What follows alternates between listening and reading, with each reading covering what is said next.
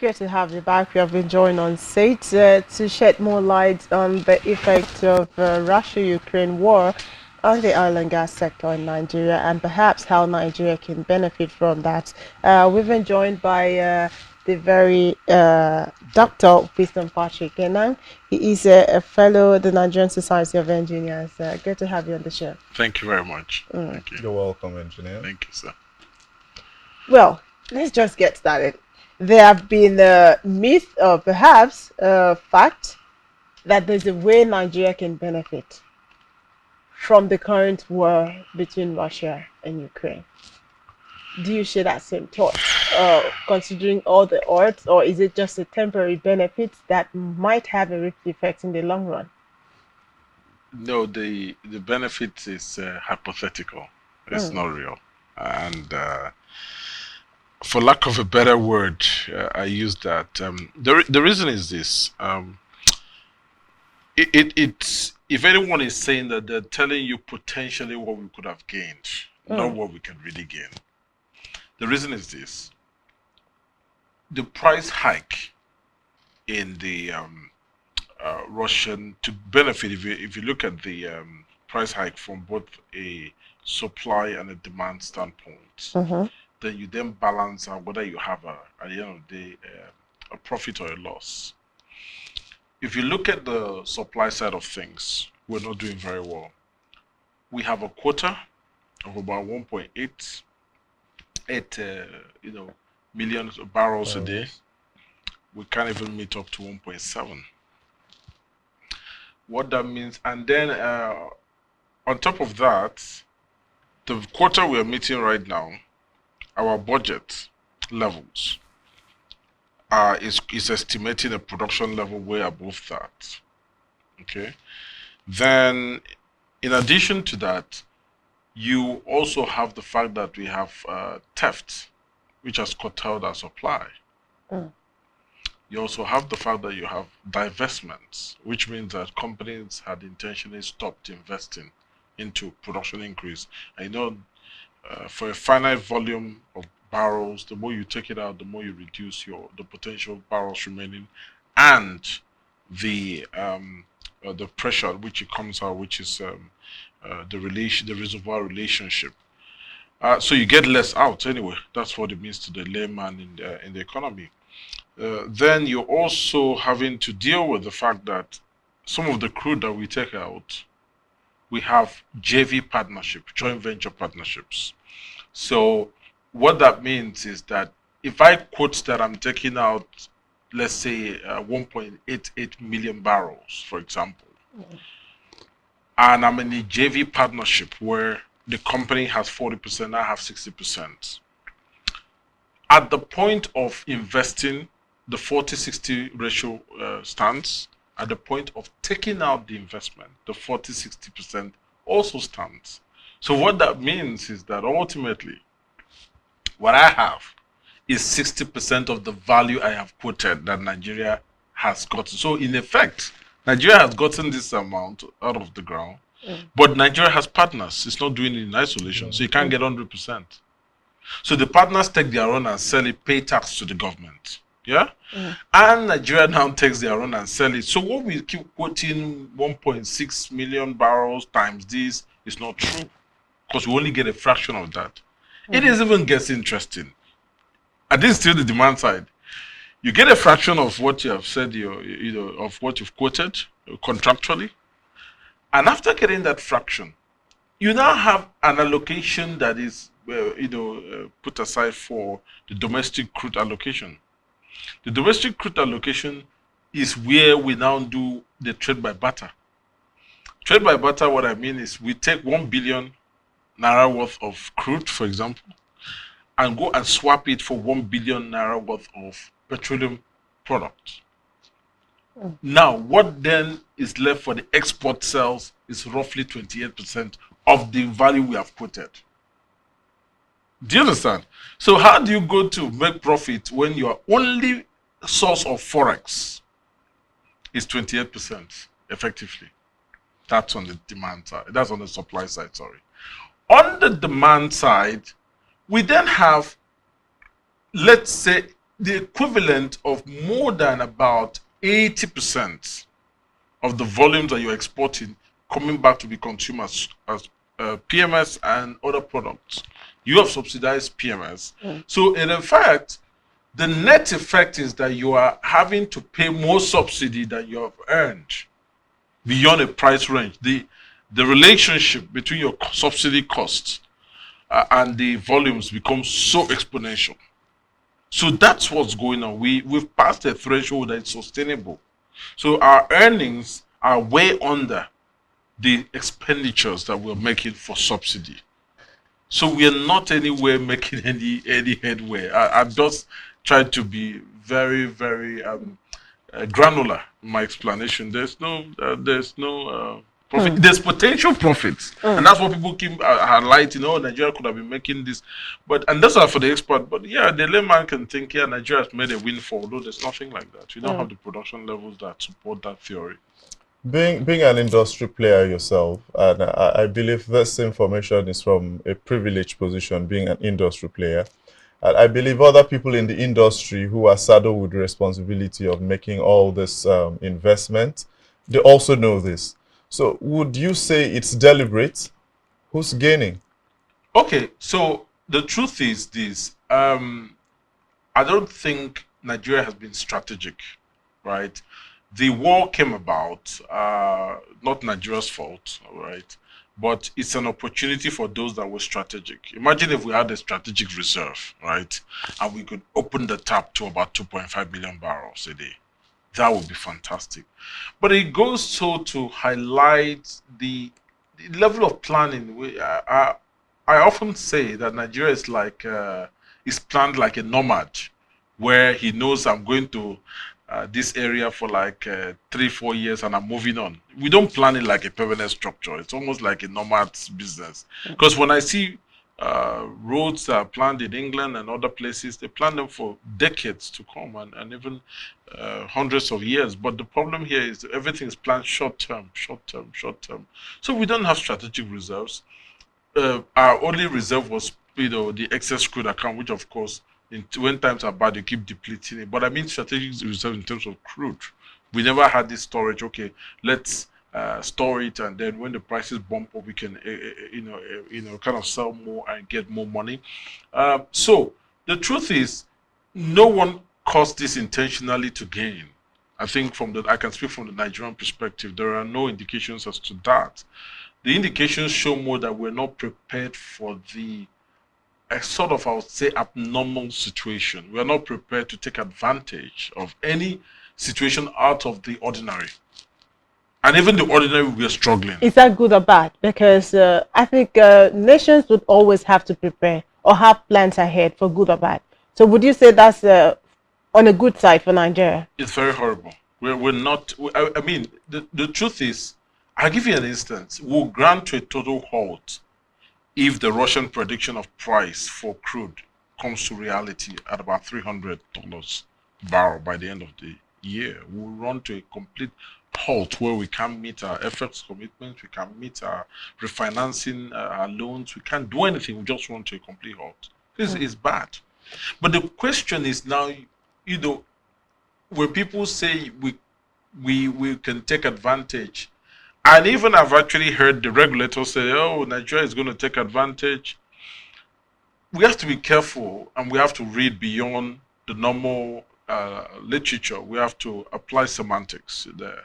Are they trying to, tell us what is possible, but at the same time, less probable in the current situation. So it just won't happen immediately, right? But that's if we take the right thing. But you have to also understand something, right? There's time and chance for everything.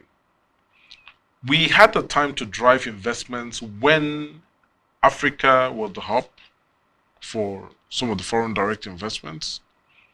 When we also had we also had the right volumes and the potentials, and there weren't many problems like the security problems we have today. Now, when you're talking about improving, at the back end of that whole conversation is funding.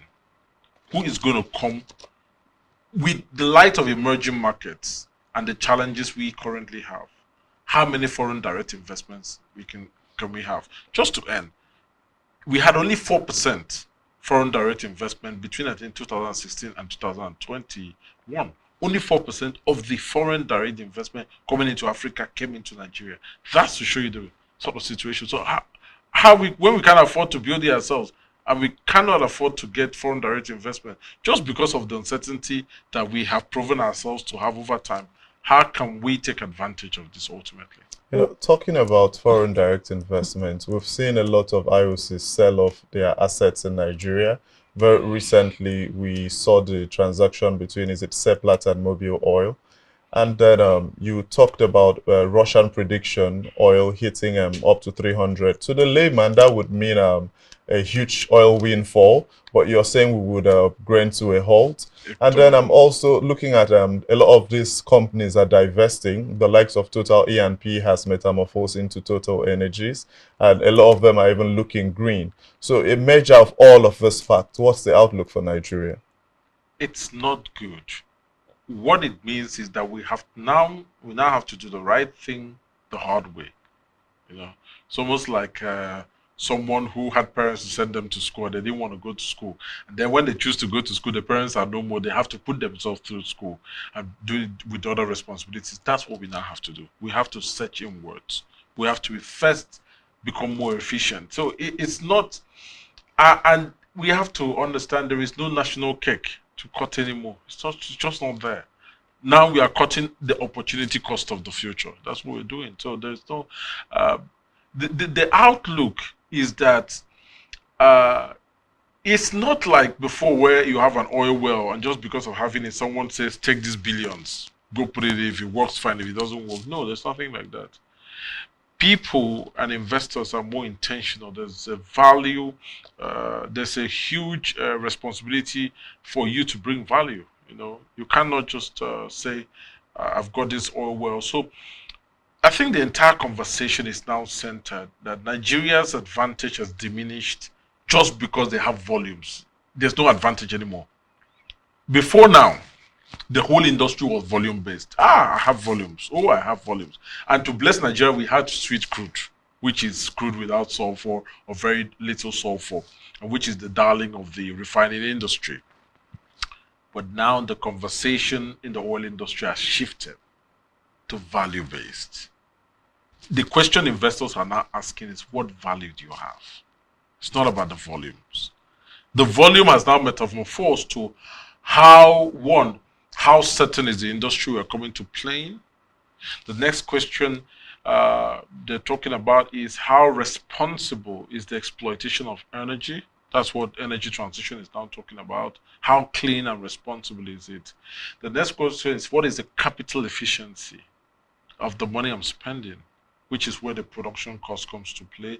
The next one is, what is my rate of return on the investment, which is what the physical terms come to speak of. So when you look at the combination factors, you can then understand why people are divesting, why companies are divesting. And the question is, were we ready to take over the baton in light of the imperatives that it takes to be an oil producing nation or company today? Because all the factors I have mentioned before, the margins were more forgiving. But now, you cannot afford, profitability is now the holy grail of survival. That's the truth. If you're not profitable, then you wouldn't survive. So imagine in Nigeria, I'll give you a very keen context. You see what the independent producers are facing where they produce oil and some of it is being stolen. Imagine if they were not even profitable and they had very less margin for any of that disruption in production. Then they will become bankrupt. Mm. So when you are in Nigeria, you're almost going to increase as large as possible your margin of, profitability because you don't know what will happen. Well, one of the hypotheses at the moment is that perhaps if Nigerians refineries are revamped, or maybe looking at the Dangote Refinery that is almost at completion, if they are producing optimally, it could caution the effect and maybe put Nigeria in advantage. Do you see that as an advantage for Nigeria? It depends. So the refinery in itself is, there are potentials. I like to use the word potentials, but it depends on what this man ultimately, you've rightfully called it the Dangote Refinery, right? What if he chooses to say, look, I will take crude, you guys give me crude, I'm going to meet only 20% of my capacity allocated to Nigeria, I'm exporting the rest. What happens? What? Test that theory again. No, I'm telling you, you've said the Dangote Refinery. You are assuming that it's going to give you all. You're also assuming that it's going to give you at a very reduced price. But be careful. Be careful, because he has the liberty to do anything he wants. So there's nothing, I mean, there's no pen on paper that says, oh, he has agreed that he's going to give Nigeria all his refined products. So there are extremist views on both sides, both the pessimist and both the optimist. But be careful. Get a good balance of both.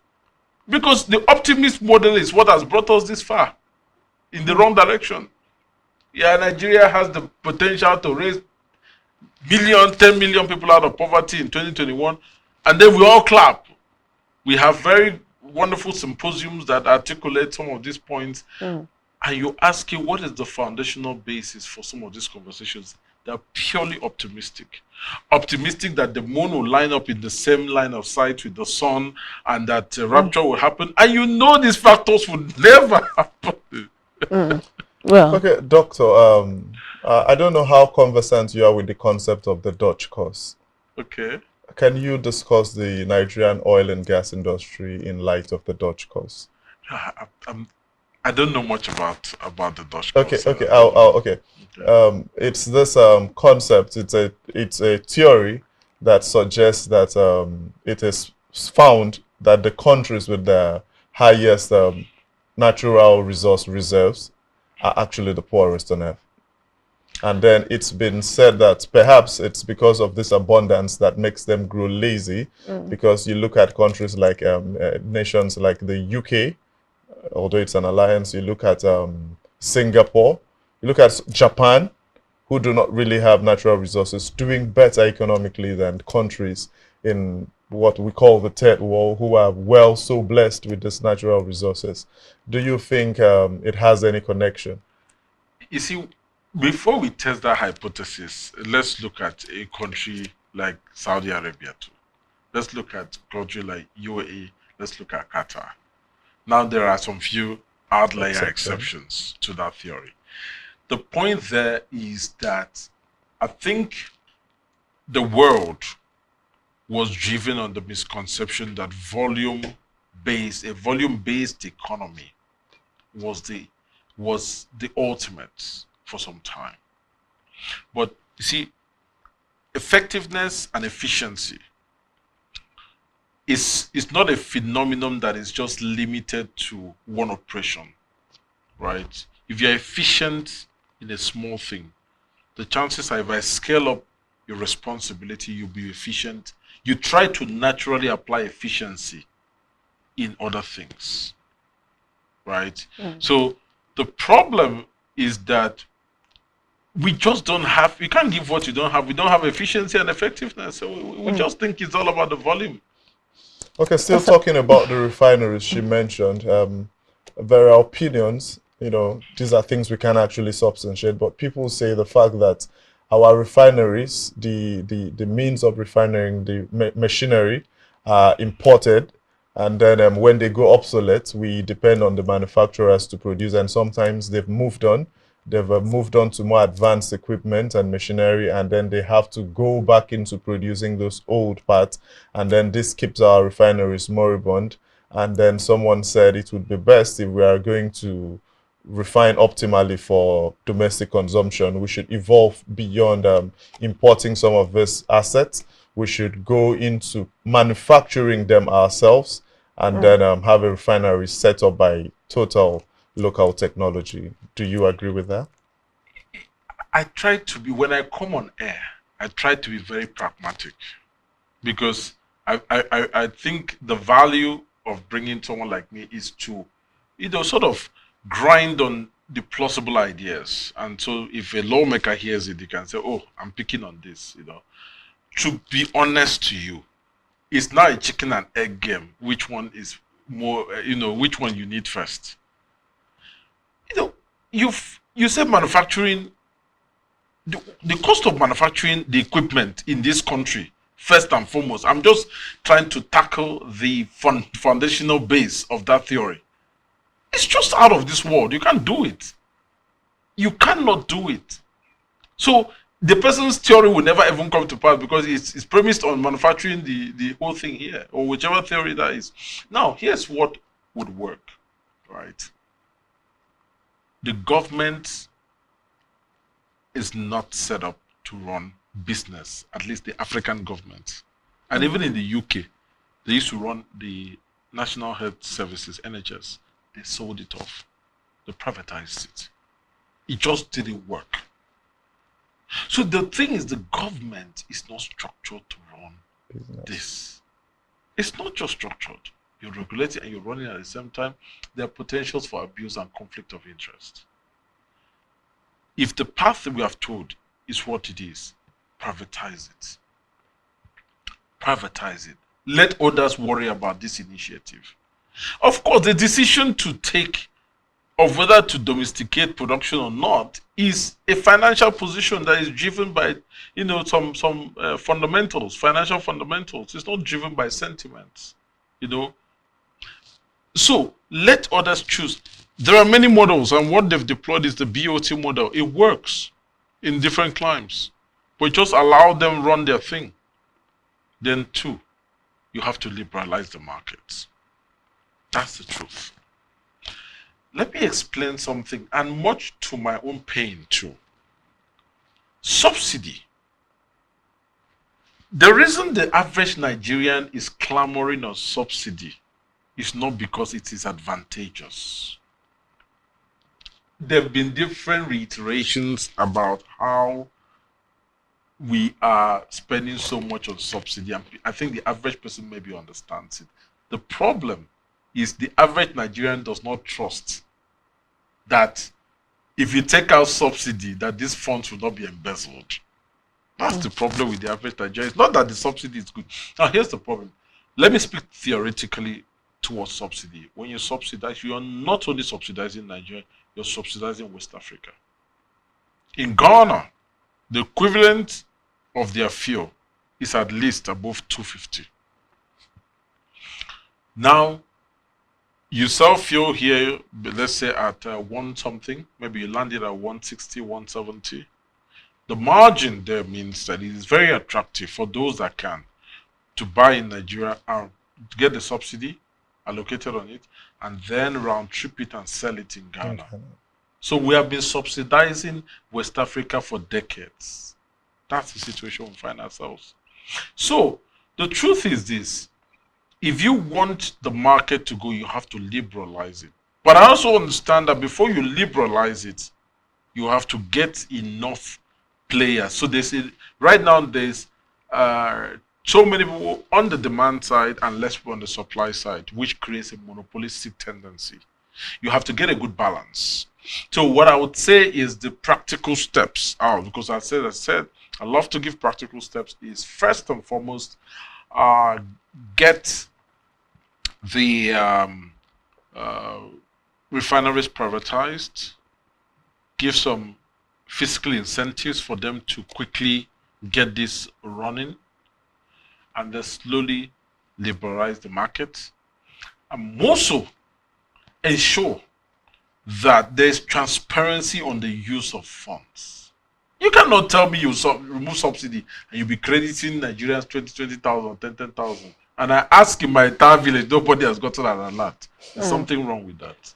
Well, Mr. Nang, at this point, I'd like to take you back to the situation in Ukraine and Russia, the crisis there. Okay, it is a fact that the US has placed sanctions on Russia, and thereabout nations are no longer buying crude from them. And from that, there is shortage in the global market, which of course has an effect in the oil price. a lot of persons have come up to say that it is about time the world over begin to look beyond using crude or PMS, as the case may be. And some persons are talking about electric cars and all of that. Do you see that as if peradventure the demand is on the reduced part in Nigeria, that we might have some advantage to fix some of these issues? Okay, so you've raised a lot of salient points, and please permit me to go through them. First and foremost, right? Russia is still selling their oil. There are nations, so what they've done, they've discounted the oil. And nations like India have said, look, we love cheap things. Let's get it. So they still buy. Okay, so that's just to put that point there and add to the knowledge base. Now, you see, the way I like to explain, I like to get very granular. And what you've just explained to me is how wealth is created in the world. You know what they do? To create wealth, there are different types of reality there. So there's the true perception of things, right? There's the history, there's the real value, there's the intrinsic value. There's the real value, there is the intrinsic value, and then there's kind of speculative value.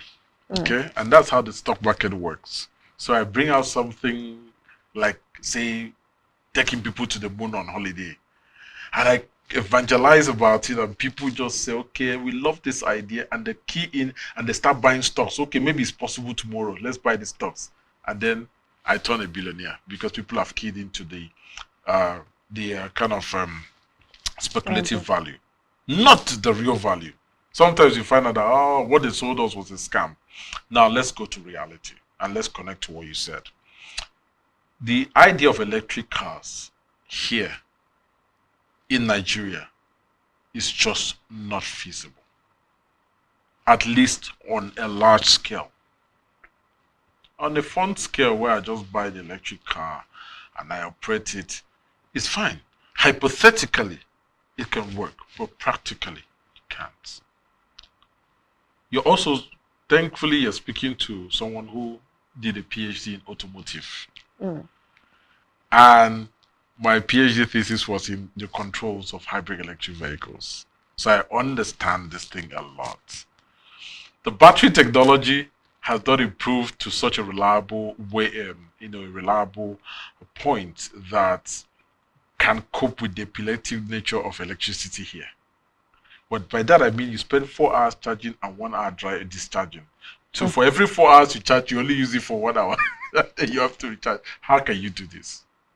So it's hypothetical. Now, even speaking of it, are you aware that nations that are even deploying some of these technologies are subsidizing it at the moment? Now, there is a fundamental theory that underlines that action, that they hope to subsidize it until such a point, to encourage its use, until such a point where the technology becomes more efficient for it to match the fossil fuel. But take that with a pinch of salt. The last few weeks have taught us something. Did you see what some of the developing nations did? As soon as they found out that the Russian crude sanctions created a gap in the market and they couldn't meet their energy requirements, they started up their coal plants. They took us back 100 years in the past. So take that with a pinch of salt and be careful who is selling what. Because some of these nations, their economy has been powered purely through petroleum. And now they feel that they have a technological advantage to leap to the next quantum level. They feel, okay, let's jettison the whole thing. Knowing that Africa has now opened its eyes to feel, okay, let's now use this to power our own economy. Which is a late awakening, but at least it's happening. So you have to be careful, and you have to watch them carefully when the issue, the supply gap happen. Go and read it up. Nations have started up their coal plants. And you're like, coal plants, are they still active? Yes, they are. They've always been the contingency plan. So don't let someone sell you one thing and it's doing another thing, because that's it. That's the truth. But I understand the engineering perceptions. Perception is the new reality. It's a new political reality. Perception is also the new energy political landscape reality. They just peddle the perception, increase the intrinsic and the speculative value of whatever they are selling, and sell it to everybody. They sell you a white elephant that doesn't exist. Okay, talking politics. Very recently, we saw the PIA come alive after many years of debate, shoving asides and all of that. And then eventually we had the PIA, even though a lot of people would say it's not actually what we thought we were going to have. What do you see? Do you see a situation where the PIA, turning the NNPC into a company of its own? And then we've seen a lot of other companies being taken away and replaced by the upstream petroleum company and a corporation, and then the Midstream midstream and downstream. Mm. Do you see these as a solution, or it's just another change of name like NEPA to Power Holding and then PHEDs and the other I think distribution companies? the solution is a combination of the factors, different factors. Restructuring is one of it. Implementation is another one. Discipline is another one. There is still a lot of, depending on who takes up the PIA, there are still a lot of uncertainties that could be exploited. And so you find out that the minister's office is actively making some regulations to support the PIA. So the PIA comes in, but then there are some regulations. There are still areas that need a bit more clarification. So some of those regulations are made to fill those gaps, right? Those regulations are part of the implementation, steps towards actualizing the PIA itself. So it's what comes out of that implementation that is king. It's not really the PIA, as I said, it's not perfect, but it gives some sort of direction as to where the industry should be headed. However, the implementation is going to decide everything. Remember, we've had the gas master plan. It was a fantastic plan. I mean, it was the best of its kind, but implementation is everything, and discipline. Well, at this point, what would you say Nigeria should do to try to, get a place? You say nations are looking at coal plants and all of that. And I know, like Enugu, they call it the coal city, and Nigeria can also explore all of that. What other form of energy can we use to cushion the effect of the high cost of PMS, or maybe No, perhaps I reduce think I the think when it comes to domestic consumption, Nigeria's favor is favored is gas just because of the low price per volume. Mm. I would say gas, and I would say we just have to have the right market conditions so that we can produce the gas that we already have. And when I mean produce in the right form for the LPG, for example, and that's required. Um, I would also say that you see, I'm not saying we should go to coal, and that's simply because you see those guys have developed a coal plant. They're not just using it, Yeah. that way. They used a coal plant and they've mastered that art. I'm also maybe for them in light of you see what happened when they had gas availability. The coal plant was down because economically the gas is much more cheaper, right? Mm. It's only now that they feel that okay, instead of paying this high gas cost, let's on our coal plants, right? So for us, coal is not what we should run to Mm. because obviously gas is just at our backyard. We have to have the policy drive right, right?